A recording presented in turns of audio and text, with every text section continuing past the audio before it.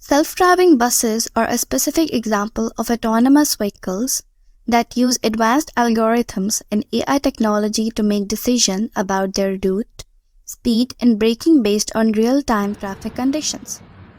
Equipped with sensors and cameras, these buses can react much faster than human drivers. However, the rise of self-driving buses may not be good news for bus drivers, as it could potentially lead to job losses. One of the advantages of self-driving buses is that they can drive at a consistent speed, which translates into less waiting time for passengers. Moreover, they offer a more comfortable ride with features such as Wi-Fi, charging ports, and reduced noise and vibration. Unfortunately, self-driving buses are costly to implement as it requires specialized roadways, charging stations, and other infrastructure. Thus, it may take some time before self-driving buses become a common sight on the road.